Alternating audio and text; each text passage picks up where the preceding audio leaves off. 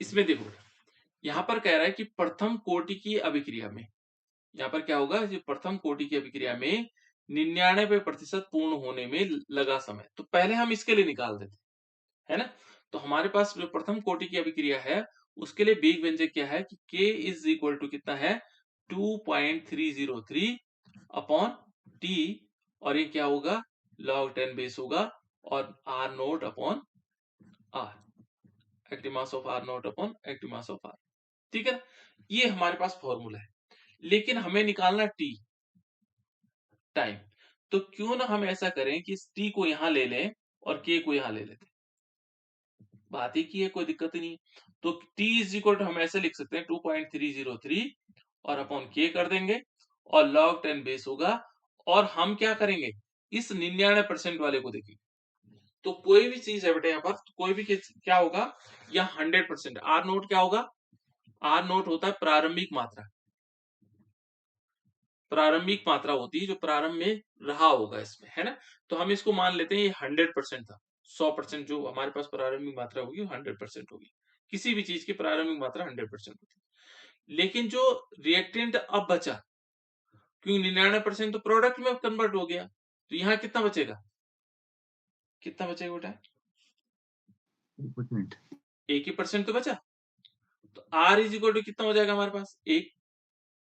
तो यहां पर हम उस वैल्यू को रख लेते हैं, यानी कि इस t को हम क्या करेंगे, जो t लिखा हुआ है, t हम किसके लिए निकाल रहे हैं 99% वाले के लिए निकाल रहे हैं, तो t 99 लिख लेते हैं हम इसको, क्या लिख लेते हैं t 99, और यहां पर क्या आ गया हमारे पास t 99 is equal to 2.303 upon k log 10 base हो गया, और यहां 100 हो जाएगा, और 100 अपॉन 1 हो जाएगा। अब इसको यदि हम सॉल्व करते हैं तो सॉल्व करने पर क्या होगा, यहां पर आएगा t 99 is equal to 2.303 upon क्या आएगा k, और यहां पर log क्या होगा, log 10 बेस है, और 100, मैंने अभी बताया था log 100 की वैल्यू कितनी होगी, 2। 2। गुड गुड, बहुत सारे बच्चों ने याद रखा है ना, ये याद रखना बेटा। तो यहाँ t is equal to t 99 is equal to कितना आ जाएगा, यहाँ पर आएगा 2.303 अपॉन k, और यहाँ इंटू 2। इस इक्वेशन को, क्योंकि इसके आगे हम इसको सॉल्व नहीं कर सकते, ये हमारे पास कोई साधन नहीं है इसको सॉल्व करने का ना, गुणा कर सकते हैं इसमें, बाकी कुछ नहीं होगा, है ना। तो हम इसको इतना ही रख लेते हैं, क्योंकि हमारे पास k की वैल्यू नहीं है, और फिर हमारे पास दूसरी कंडीशन, तो इसको हम इक्वेशन नंबर फर्स्ट मान लेते हैं।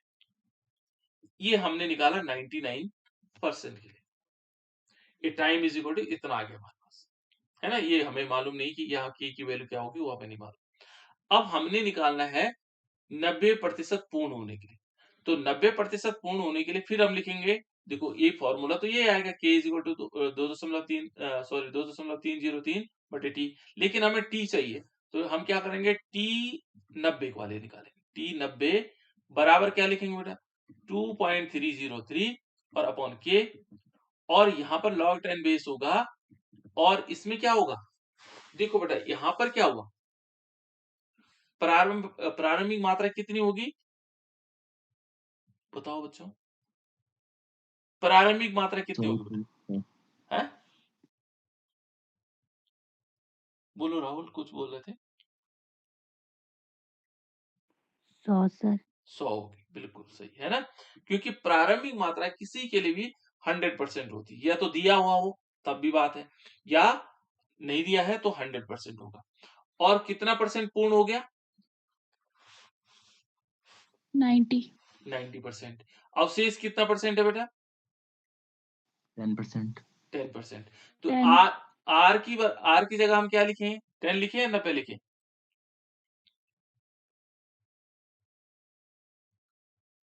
10 इस आएगा सर, 90 लिखेंगे। 90 लिखेंगे, और 10 आएगा सर।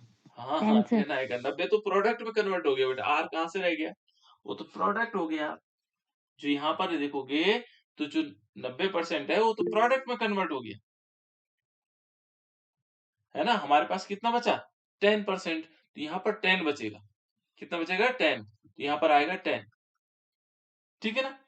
अब हम क्या करेंगे, देखो इस जीरो से जीरो कैंसिल कर देंगे, तो यहाँ पर क्या होगा 2.303 अपॉन क्या आएगा के, और यहाँ आएगा log 10 बेस होगा और इसकी पावर कितनी होगी 10।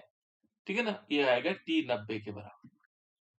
अभी हमने और सॉल्व करना है। देखो log 10 की वैल्यू कितनी बताई थी 1 1। ठीक है ना, अब देखो कैसे हो जाएगा। यहाँ पर t 90 बराबर हमने सॉल्व किया बराबर 2.303 और अपॉन के और इंटू 1, इसकी वैल्यू 1 होगी तो 1 का गुणा करो तो वही तो वैल्यू आएगी, इतनी तो आएगी वैल्यू। इसको हम मान लेंगे इक्वेशन नंबर 2। ये इक्वेशन नंबर हमारे पास 2 आ गया। अब हमें सिद्ध क्या करना था कि जो इस अभिक्रिया में, जो पहले अभिक्रिया में जो समय लगा था 99% पूर्ण होने में, वो इसका दुगुना है। देखो इस दूसरे जो 90 से दुगुना है ये वाला, ये सिद्ध करना था हमें, ये तो सिद्ध करना था। ठीक है ना, तो हम क्या करेंगे, यहां पर लिखेंगे समीकरण, क्या करेंगे, समीकरण नंबर हमारे पास क्या होगी 1 में, समीकरण 1 में समीकरण 2 का भाग देने पर, इसमें समीकरण 1 में क्या करेंगे हम, समीकरण नंबर 2 का भाग दे देंगे। तो समीकरण नंबर 1 तो कौन सी है बेटा, ये वाला।